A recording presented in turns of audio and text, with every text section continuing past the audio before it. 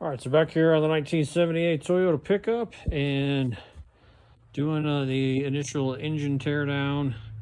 So I got it on the stand, which, you know, that always sucks. And I made a mistake too, which I actually hooked into one of the bolts that was keeping me from taking the pan off.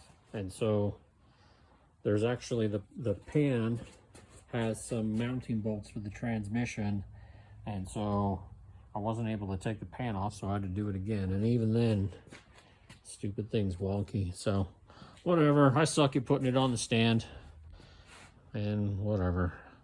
So kind of going through here, going super slow with everything. So I got the valve covers off, the caps for the cam out, and then there were little spacers on top of the spring caps, and then there's the spring caps. And so moving real slow, just kind of, you know, getting things all in order, you know, labeling everything exactly back where it came from. You know, everything's pretty dirty, but, you know, I got to take my time, you know, cleaning all that stuff up. One thing that's nice is the caps actually have an indication on them for the direction and the number, which is great. So that's engraved in there. So I'm not going to make a mistake on those. Weirdly, it starts with the number 2. So maybe that's because this cap that's on the front of it is 1, even though that's, I don't know why they did that, but so it starts with 2.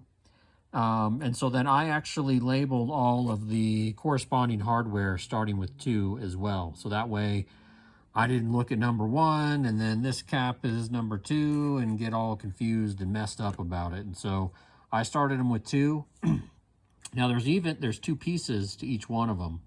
And so there's 2 valves on each side. And so there's, you know, in this case, this is E for exhaust. And then it's 2, which means it'll be, you know, the first cylinder, whatever. And then 1, meaning it's the one towards the front. And so they're all coated up with everything super consistent. I've been taking pictures along the way as well. And then I got those spacers all wrapped up in here. Also took the pulleys off, and those are labeled as well. I'm sorry, the gears, those are labeled. Took the crank pulley off, and then this water pump, timing set, everything all taken off. So been slowly going through here. It's gonna, you know, be a slow, time-consuming process to get this totally taken down. You know, I don't take apart engines very often, and so it's going to take me a while. Now, one thing that I don't have to do, so under normal circumstances, I take all the valves out, and so you know, pressurize this chamber, or you shove some rope in there, whatever you got to do in order to, you know, keep that valve from falling inside of the chamber. But I'm going to be taking the heads off, so I don't need to worry about that. And then second, I'm not labeling any of these because I got new caps, keepers, and valves for everything. So I'm not going to be putting any of this stuff back in here, so I don't need to label any of these caps or valves or any of this stuff. And then looking through here, you know, it's pretty consistent. You know, it's dirty. I mean, it's definitely a 30-year-old engine, but you know, they're all fairly consistent all the way through. Same thing with the cams. Those were pretty consistent. No weird marks or no weird grooves or anything as far as wear, where it's, you know, hitting up against the head. So feel pretty good about all this. There was no, like, you know, thick sludge, or, you know, it didn't look like this was a poorly maintained engine.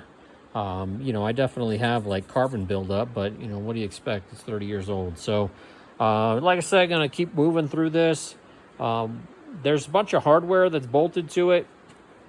So this is the exhaust side hardware, and they got these weird bolts that are on there. I think it's like a tiny 12-point socket. I don't have anything like that. So all my little sockets are 6-point, and so I don't have anything like that. So I lubed them down to try to hopefully be able to get those out of the block, out of the head. And then I'll have to just go find like a little tiny set of little, 12 points, because I don't have anything like that. This is where the water pump comes out. I'm leaving the hook on for now because I'm going to be able to use the hooks in order to pull the head off of the block. Other hardware, there's I took pictures of everything, so there's the mounting hardware for parts of the pump. Not too happy about that. So this thing's been sitting dry for a long time, and that's just, rust forming on the inside of the block. So whenever it comes time for me to fill this thing up with water, I'm definitely going to have to run, flush that sucker out, because, I don't want to get any of those water passages clogged up, because that is filthy in there. So we'll see what I can do to run something through this in order to try to get some of that gunk out of there. I'm not sure. Since it's a steel block, I might be able to run like some CLR or something through it. I don't know. But yeah, slowly making progress through here. Like I said, I got to bag and tag every little thing as I go through here, in order to make sure I put it back in the same spot. So, all right, thanks. See you in the next one.